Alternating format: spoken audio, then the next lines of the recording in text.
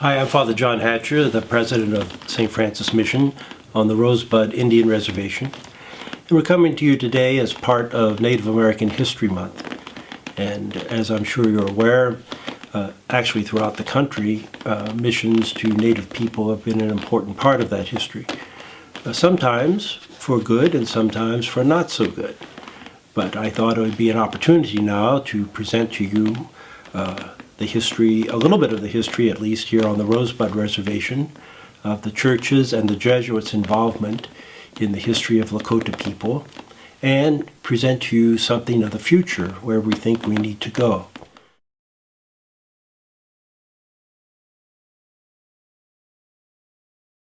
Here at St. Francis Mission, the Jesuits came here in 1886 to set up a school. Along with them came the Franciscan sisters. And they began a school and began evangelizing Lakota people here at the invitation of Chief Spotted Tail. In the beginning, this was a very successful mission. And part of that is that the people recognized, as the Black Robes began to teach Catholic doctrine, that there was a lot of similarity between the Catholic doctrine and Lakota ways and Lakota religious ways that had been handed down. And so many people converted to the faith, and it was a very strong Catholic church. Over the years, that began to decline, and we now, today, have to look at mission in a different way. To some extent, in the beginning, it was easier. The missionaries came among people who had not heard the gospel, who had not had experience with Christianity, and they learned the language, they lived with people, they taught the religion in the language, they preached in the language, and people felt at home there. Today, after the decline not only here on the reservation of the Catholic faith, but also throughout the United States as well, with the many social problems that we face, especially here on the reservation, in order to do mission, we have to change the way in which we bring the mission to people. The mission no longer is simply preaching the gospel or teaching catechism or baptizing people and administering the sacraments. It has to have a much more integrated approach. And so here at St. Francis Mission, while we still do all those things of preach the gospel, teach catechism, bring the sacraments to people, administer to them when they're dying, bury the dead, and so forth, we also have to do other things that bring the healing power of Christ to people. So what do we have here? One of the things that we do is to do what we've always done, is teach catechism to kids. We have 3 catechetical centers that we are seeing over 400 kids a week in. We also do sacramental preparation, and we provide the sacraments of the church to people and do those things that are essential to missionary work. However, it demands today that we do more than that. And so we have started 2 recovery centers where we have Alcohol Anonymous, Al-Anon, Narcotics Anonymous meetings. We've also been able to partner with the Betty Ford Institute in Rancho Mirage. They've sent people here to train our people on staff how to do their family recovery program. And this has been a very successful program, and it's a program for evangelization, because people who go through the 4-day program for family recovery are the very people that realize the importance of spirituality and a spiritual center in their lives. And many of them return to practice in the church, the Catholic Church, and in their other churches, and some return to traditional religious practice.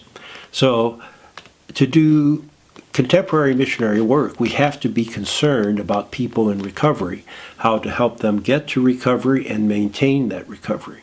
So these 2 centers provide that. We also have an area that's equally important, and that is education. Not just traditional education as we think of those terms, but for instance, we have a radio station. It's a 98,000 watt station, FM station, that reaches the entire reservation. On that radio station, we're able to do Lakota language broadcast. We're able to do and originate original religious educational programs that we do. We have music. We have announcements for the entire reservation in English and Lakota. So The mission is able to exercise a great influence over this whole area, over the 20,000 people who live on the Rosebud, through using the medium of radio. Along with that, we have Lakota Studies program, where Deacon Glenn Black Bear Jr. is translating the scriptures into Lakota. He translates all the prayers for the radio station. He's working on textbooks for kids to teach them Lakota language in a simplified form. Along with his work, we're working on the culture.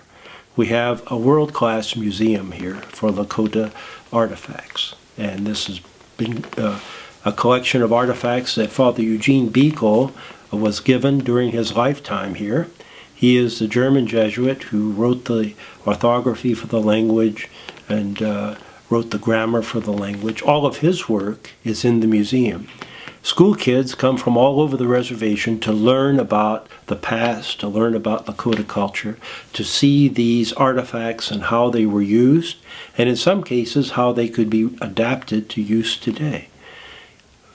The final piece that we're looking at doing is starting what we call a Nativity Model School. It'll be called Sapa'un, which means black robe or Catholic. And these types of schools have had great success in inner cities throughout the United States. They've been started by Christian Brothers and by the Jesuits to educate kids who are economically disadvantaged, to give them a chance to get into prep schools and then into university. They have a very high success rate. We feel that would work here on the reservation, which means that these kids would be a small group of children, small number of children in each class, extended day, extended week, summer programming, high parental involvement.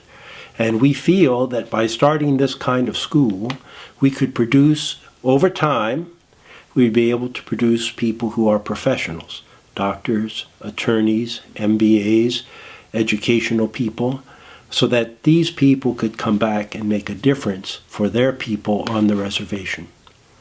So this is where missionary work is today, is trying to provide leadership both in the church, in terms hopefully of having priests, sisters, brothers, and deacons from Lakota people, but also being able to have a group of professional people who can change the nature of the reservation, to break away from dependency and from dysfunction and give young people a hope for the future. That's what the new model of mission is all about. Thank you.